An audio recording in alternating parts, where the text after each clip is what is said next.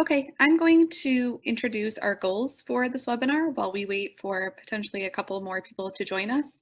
I also want to mention that this webinar is currently being recorded and that the recording is going to be available via the Teaching Commons website after the conclusion of the webinar. None of you have your cameras turned on right now, but that's something that you might want to consider if you're not comfortable having your face displayed as part of the recording. Right now, all I can see are your names, and that's exactly the information that will be available to viewers of the recording of the webinar later. So after this webinar, you should be able to create a discussion space in D2L. You should be able to craft a discussion prompt that's going to elicit engagement. And you should also be able to develop guidelines for how you expect students to participate in the online discussions that you're creating. So I'm going to go ahead and get started by showing you all how you create the discussion space in D2L. So the way that you as instructors access discussions in D2L is the same way that students are going to access discussions in D2L. And that's going to be from the discussions area of the course. Discussions should be available in the navigation bar of your D2L course. The only exception might be if you have implemented something called a custom navigation bar. If you're not seeing discussions in your navigation bar, you might select more to see if it's contained there in the sub navigation. And if it's not there still, then you can always email us at fits@depaul.edu, and we'll be sure that we get discussions added to your navigation bar. So to create a new discussion, you're going to start with this new button. And we are going to start with a forum.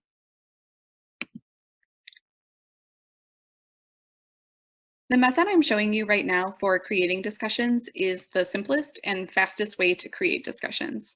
It is possible that you have learned other ways to do so that also work, but this is, to me, the simplest way that you can get those discussion spaces up for students and for you to participate in.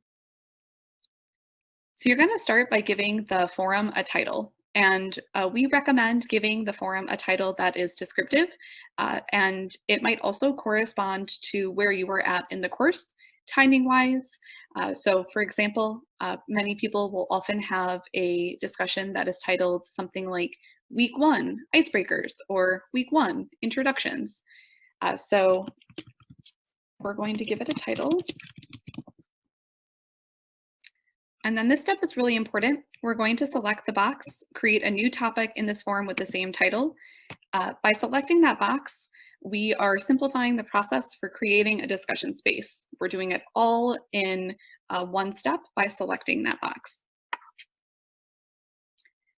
The description field then is where you're going to provide the prompt for students or the questions, as well as a description of the participation guidelines for students. So here, I want to pause a little bit and talk about how to develop prompts that are going to elicit engagement from students, especially in an online asynchronous discussion or one that isn't happening in real time.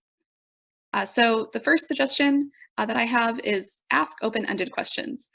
So rather than asking if students agreed or disagreed with something, you might ask them something like, what is the importance of X? Or how might you apply Y to your own life? The other thing I'm going to suggest here is that you avoid leading or slanted questions. So if what you are hoping to do is test students on their recall of information, and that's why you're asking leading questions for which there really is only one right answer, then a discussion might not be the correct way to be engaging with students. Something like a quiz might work better for you, or even a short essay that you have them submit directly to you. Instead, you want to think about using discussions in ways that ask students to analyze or apply their learning, or for when you want them to be collaboratively learning together, or to actually discuss concepts. So besides those things for prompts, I also want those of you that teach courses that cover especially divisive or controversial topics, you will want to consider that as you are developing discussion prompts and questions. Something that is both a blessing and curse about online asynchronous discussions is it gives students that might not have otherwise actively participated during class forum in which to do so. But that also means that those students that tend to dominate discussions or maybe need some more leading to be sure that they're not just sharing their opinions, not connected to course material, it also gives them a forum to share those thoughts.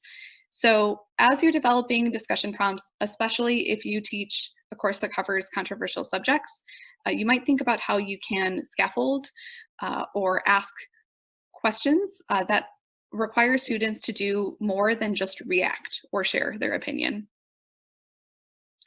Besides providing a prompt or a set of questions in the description field, this is also where I'm going to advocate that you set clear participation guidelines for students. So you'll want to think about what your expectations are for the student-to-student interaction in this space.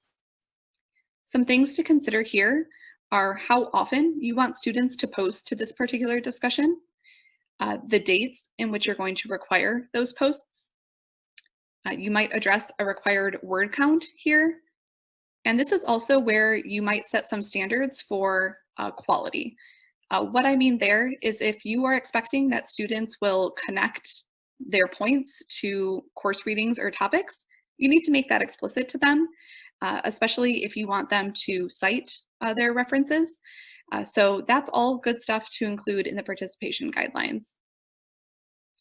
This is also where you'll want to consider, besides the number of times you want them to post, what you want the balance to be between their initial responses to the prompts and then their replies or engagement with other students.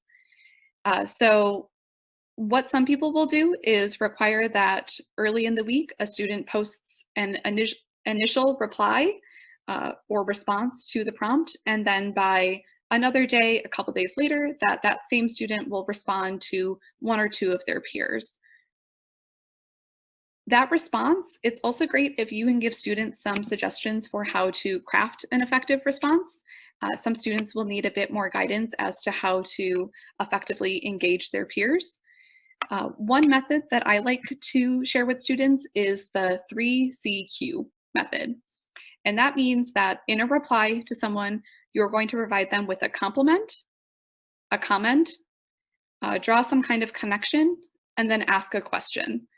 And that method, I'm going to share a resource with you at the end of this webinar, and there's a pithy description of that method in that resource. So once you have filled this description area with your prompt, questions, and guidelines for participation,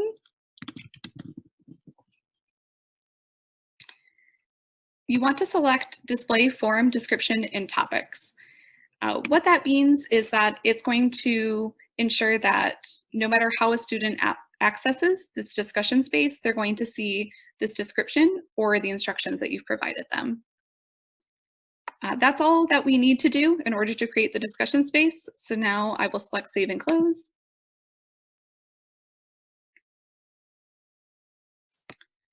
And from here, you will see the discussion that I just created. This is a discussion that I created a couple of days ago so that I could better demonstrate the ways that you and students will actually participate in the discussion. So I'm going to use that to show you how you and students will interact with these spaces. So to open the space where you will actually post threads and replies, or in other terms, discussion posts, you're going to click on the name of the discussion title.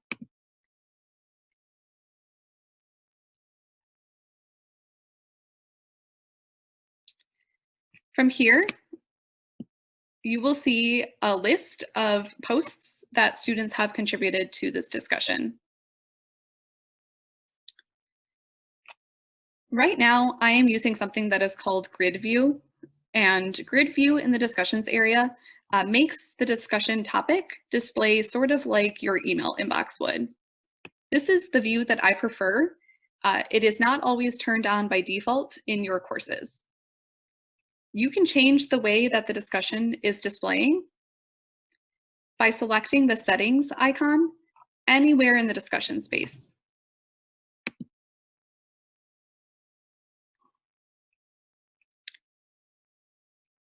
In personal settings, I can change to reading view and then select save.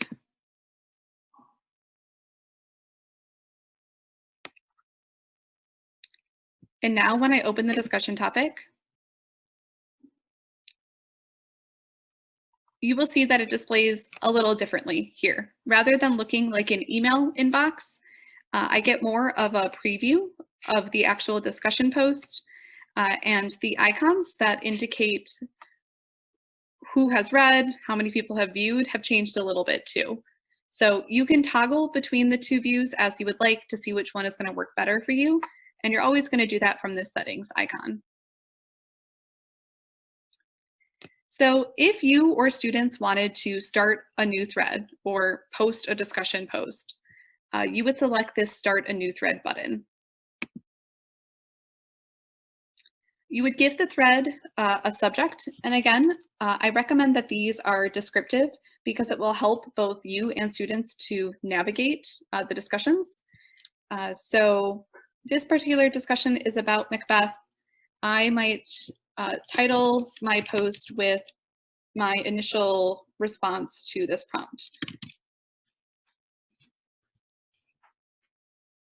Then in this field, it works as any text editor does. You can type right into that field. You can also do some things like insert images if you would like.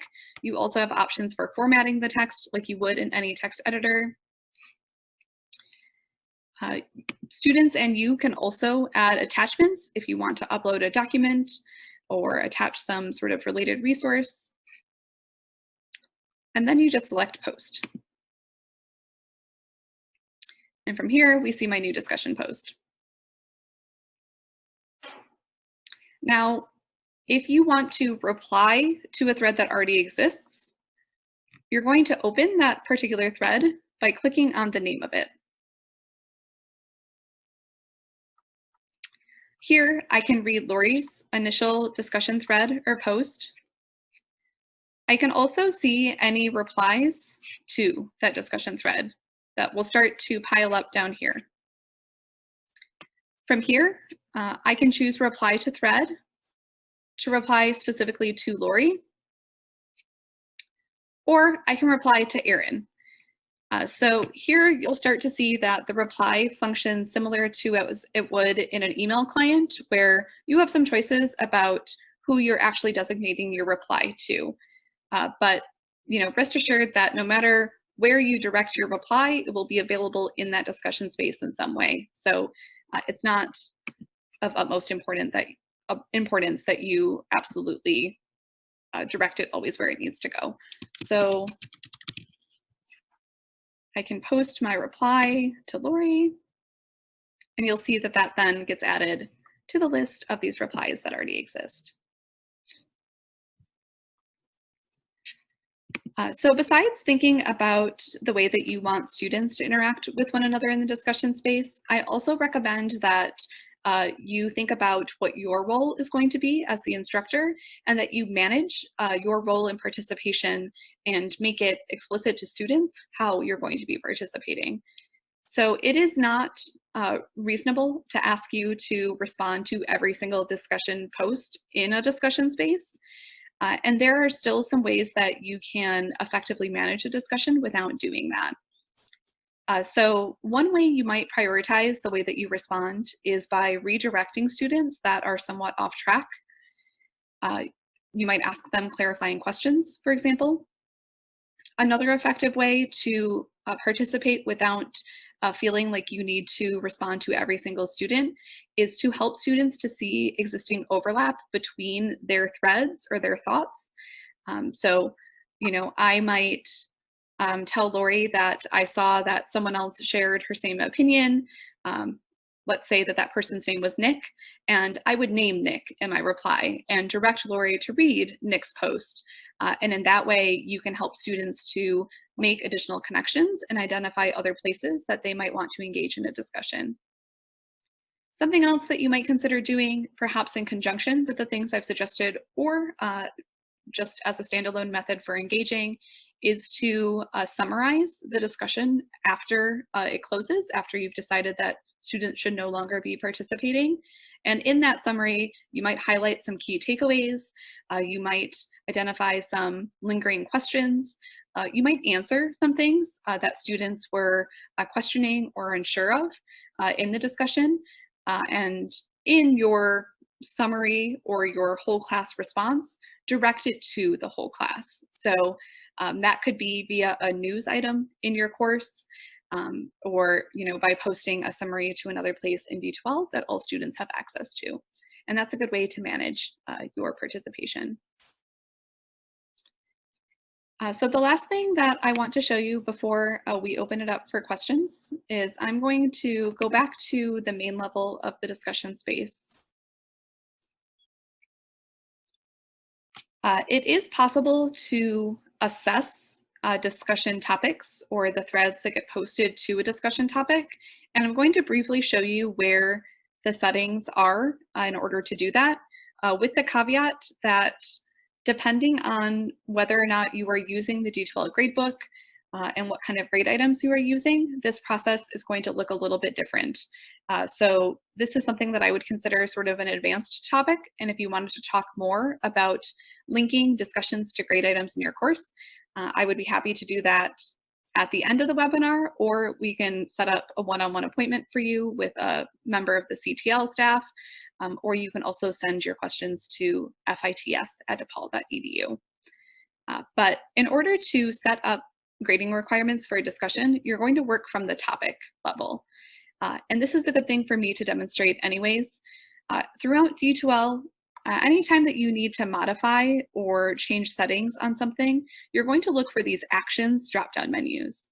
These arrows, when you select them, are going to give you the options for editing that content, deleting that content, and that's going to be true throughout D2L. So right now I want to edit this topic in order to add an assessment layer to this discussion. And I'm going to go to the assessment tab.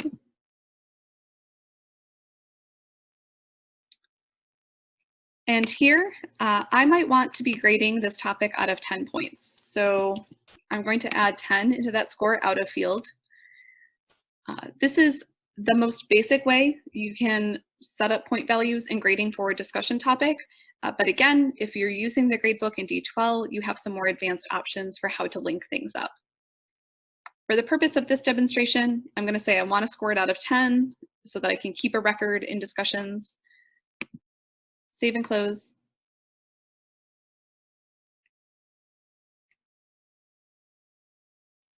Here, you'll see that I get this new icon indicating that this topic includes assessment. If I click that actions drop-down menu, which again, that's how you get to nearly any feature that you're looking for, I'll select assess topic.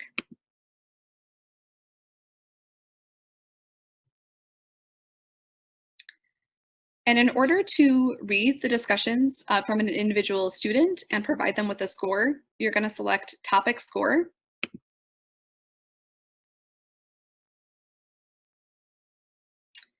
From here, I can give Lori some feedback. This feedback is only going to display to Lori. So instead of replying to an existing discussion thread or adding a thread to the whole discussion, this feedback only goes to her. So this would be a grading type feedback that you wouldn't want to display to all students in the course. So I might give, hopefully that would be more specific, but that will work for right now. And then I can enter a point value up at the top here. And when I click publish, that feedback and that score will become available to Lori. And also that information is saved for my own reference that I can go back later and add those point values to my grading system or reference it in whatever way is going to serve me best given the grading approach I use in a course. So I am going to take us back to the course homepage so that I can share some resources with all of you. And I'm actually going to copy and paste these into the chat function of Zoom and send them to you that way. I'm not sure that they are going to display nicely when I paste and send them to you, but oh, it looks okay. So all of those resources now are available to you in that chat. You'll see that I've linked our support inbox, monitored Monday through Friday, 9 to 5, a link to schedule one-on-one appointments with a member of our team, the guides that we have for using D2L. There are ones that focus specifically on discussions, and the Technology Support Center. So if students are having issues in their D2L courses, their first line of contact is going to be the Technology Support Center, which is also known as the help desk. And that's why I include that information there. And the very top link is going to take you to a Google Doc that has some expanded suggestions for how to create discussion prompts that elicit engagement and how to present your expectations for participation to students. So at this point, I'd like to open it up for questions. So if you have a question, you can either unmute yourself and ask in the meeting, or you can also use the chat box to ask your question. That will work too.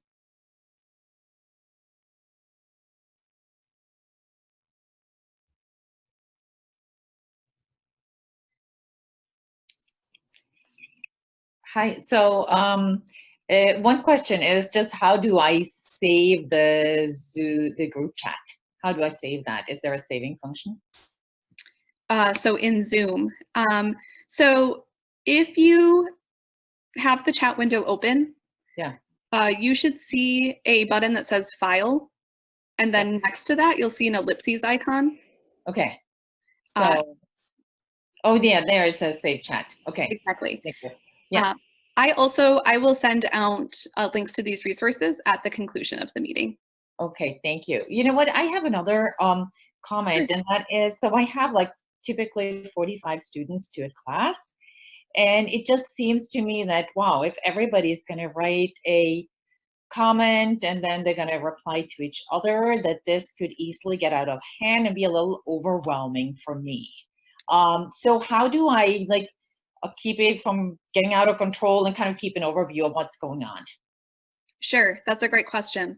My response is twofold. One is that in your case, given the size of your classes, it might make sense to utilize small group discussions in D2L. So it's possible to sort students into groups and then to set up the topic so that each group has its own thread, so that there are, maybe 8 students in each group that are participating in their individual discussion.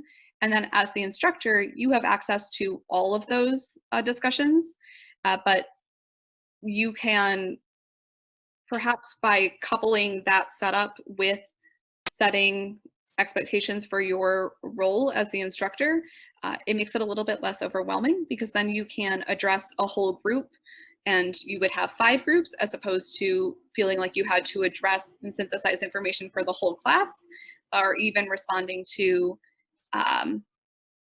students individually. So small group discussions have a couple of layers for setting them up. The first thing that you need to consider is the size of groups, and also your approach for setting up those groups. Do you want them to be randomly assigned? Should they be the same groups throughout the quarter? This is something that the specifics of setup are better addressed one-on-one. So if you could put your email address in the Zoom group chat, I can send you a link specifically to how to use small group discussions in D2L. And then if you have follow-up questions, we would be happy to answer those and to help you get that set up in place. Okay, thank you. Okay, so I have a question from Heather. Could you explain the difference between forum and thread again? And for a once-a-week class, is it best to set up 1 forum per week? So I did sort of gloss over the difference between forum and topic. So a forum in the discussions tool is going to be sort of the organizing principle for discussion topics. A forum must have at least one topic within it in order for anyone to be able to participate. So this is why I showed you the setup method I did, in which we created a new forum. You must have at least one forum and one topic for a discussion to take place.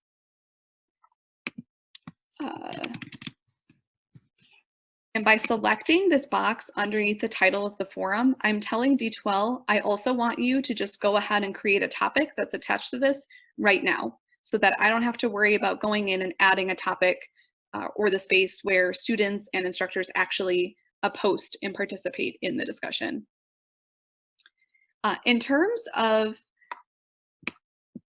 whether or not it is best to have one forum per week, I would say that you don't want to have a bunch of discussions going at one time, but there I would consider what your goals are for the discussion and how often you want students to be responding to one another, especially if given, the reason that we might potentially host classes online is because of the current public health crisis, and students may not have as much time as we think they're going to participate in these online activities. So thinking about why you're using the discussion and what specifically you want students to get out of that discussion to help whittle down what exactly it is that you need them to be doing in that discussion, I think will help you to identify how many are actually appropriate. I could see a case for having two discussions. What I will say is that it is great if you can also provide students with consistent guidelines for how they should participate in those discussions. So, I wouldn't have one discussion going that students are expected to post on Monday and then reply 3 times by Friday, and then another one where they're supposed to post by Tuesday and then post the replies by Wednesday. Those kinds of deadlines are going to be difficult for students to manage. So if you can keep them consistent, then you can better ensure that students know what you're asking of them and that they're going to successfully meet your guidelines for participation. And yeah, I'm not sure that that entirely answered your question. So if it didn't, please let me know. And I'm getting a couple of additional private requests for group discussions.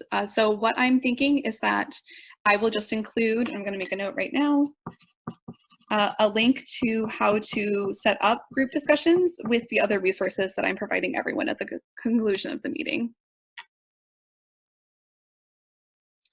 Are there other questions that I can answer? And again, you can send those via the chat, or you can unmute yourself and I'll answer them. Yeah, this is Kathleen. Can you, I almost caught it, but could you re-explain the 3CQ or the comment question? Can you just explain that one more time? Sure. So sometimes when we tell students that they should reply to another student's post, a lot of times they will default to saying something like, great point, the end. So the 3CQ method for reply is ask students to, in each of their reply posts, to provide their peer with a compliment, a comment, to draw some kind of connection, and then to pose a question. This is something that, besides giving students that guideline for the reply post, you might also model what that would look like by giving them a specific example of that type of response.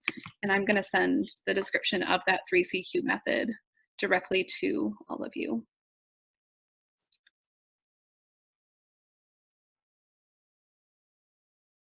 We have just about a minute left. Are there any other questions or resources that you know that you would like me to include when I follow up at the conclusion of the webinar?